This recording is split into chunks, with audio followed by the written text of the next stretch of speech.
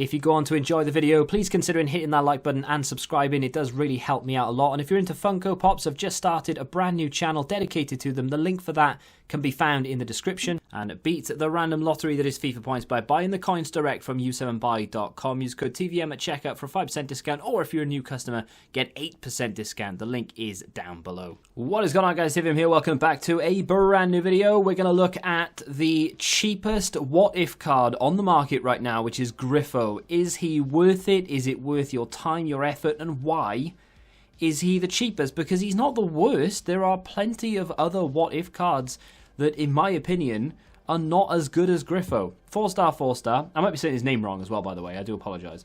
I don't know how else you would say it. But 4-star, 4-star, high attacking work rate, 5'11", right-footed, left-sided. I don't really understand, just from that straight away, why people are deeming this card a 40k card. Bear in mind as well, of course, he could go to an 88. I have absolutely no idea how Freiburg are doing in terms of goals scored, but even if he doesn't go to an 88 and he remains 86, he still has a lot of potential because he's got a few stats that are sort of peaking on the edge of being very, very good. 91 acceleration, 88 sprint speed is nice. Boost that up a little bit more if you want to. Get it into the 90s for both of them. Happy days. 94 shot power, 84 finishing, 87 positioning. Decent long shots and volleys as well. Penalties are not really that important. 95 crossing and 94 curve, very important, with 88 free kick accuracy as well. Didn't get a free kick, unfortunately. Well, I did have one, but I took it with Daniel Vass. And yeah, I would imagine that Grifo can take a free kick.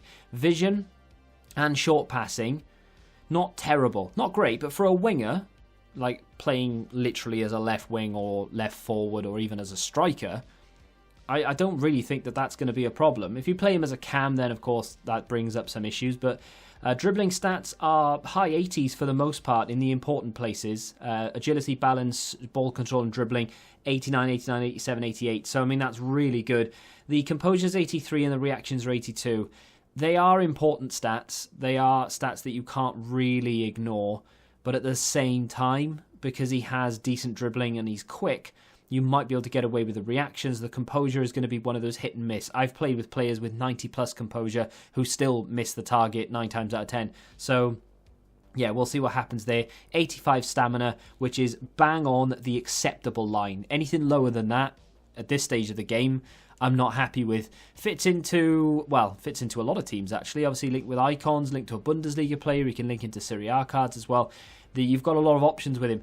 But the main reason why I wanted to do this video is because when they first announced what if Team 1 or Team 2, whichever one Grifo came in, I looked at him and I thought, hey, do you know what? He's not bad.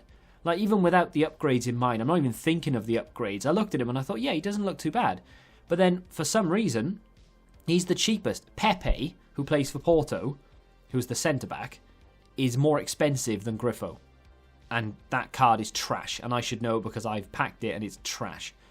This card, for some reason, is 40,000 coins, and he can do a little bit of everything, and he's got the ability to score goals. He played up front in a 5-3-2 because I don't use wingers in any formation I play. I either play 4-2-3-1, 5-3-2, or I use a 4-3-1-2 variant. But either way, I don't really use wingers, right?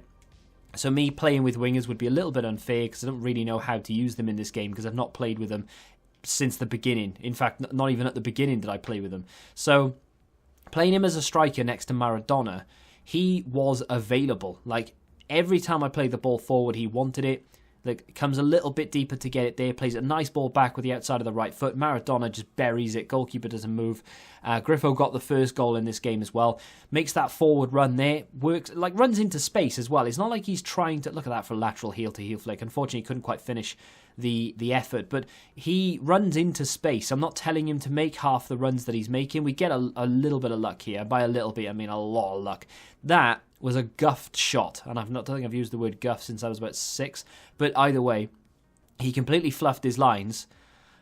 another another joke about... Anyway, and then he managed to score. And, yeah, okay, fair enough. He shouldn't have ruined the first effort. But either way, look at that for a little bit of a turnaround. Again, inconsistent finishing. And I'll put it down to the composure. We said it at the beginning. 83 composure was going to be a little bit temperamental. I've played with players with 90 plus who are very temperamental. But with 83, you know full well you are going to have issues in front of goal from time to time. And unfortunately, Grifo is what I'd like to call a post merchant. Wilfred Zaha's first inform is a post merchant. He loves to hit the post. Can't get enough of it. In fact, it's not a game of football unless Wilfred Zaha hits the post. However, we're not here to talk about him. Talk about Grifo. He is pretty much the same. In every game, I'm pretty sure he hit the post at least once.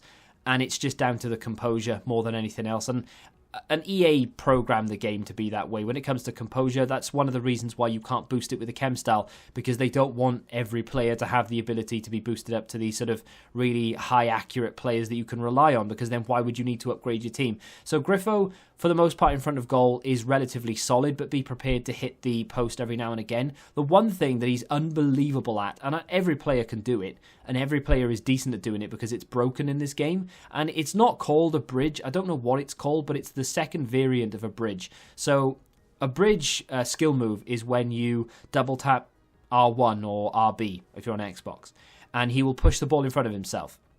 However, that move there is when you hold both bumpers together and you push the right stick forward or in the direction you want to move the ball into. It's not a bridge, but it's a variant of the bridge. He is so good at doing that, he will beat nearly every player that he comes up against. And my opponent gives up here. Jack Grealish is in, and he's not going to miss from there. Love that Jack Grealish card, by the way. I don't think I'll ever give him up in an SBC. I don't know why. I'm not an Aston Villa fan. I'm not even English. I don't understand why I like him, but I do. Anyway, yeah, he's really good at doing that second variant of the bridge. If anybody knows what that's called, by the way, feel free to let me know in the comments, because for the life of me, I can't remember. I did know at one point, but I can't remember what it is. Anyway, most players can do it, but for some reason he just gets away with it a little bit more. You know, you'll find that some players get away with a little bit here or there, icons especially. Edison Cavani, for some reason, gets away with a hell of a lot, but Grifo gets away with a fair bit. This card is 40k for absolutely no reason whatsoever. Even if he doesn't go to an 88, this is a 80 to 100,000 coin card all day long. Now, I know that is kind of a little bit nonsense, because you can buy cards that are very similar to this on the market that aren't going to cost you 100k. But with regards to the What If promo in general, I don't understand why he's not touching the 100,000. Even like 90k would still be like very reasonable. So 100k, in my opinion, is where the price of this card should be. If he goes to an 88, he will fly up a little bit. I wouldn't say a lot. I think he might go up by about 25-30k, but he's already a good card. If this gets an 88 rated upgrade, watch out, because I'm going to be using it a lot. Honestly, I think he's got a lot to offer. You could potentially, I mean, I wouldn't necessarily recommend it, but you could potentially use him as a left wing back, maybe, if you're not too bothered about defending.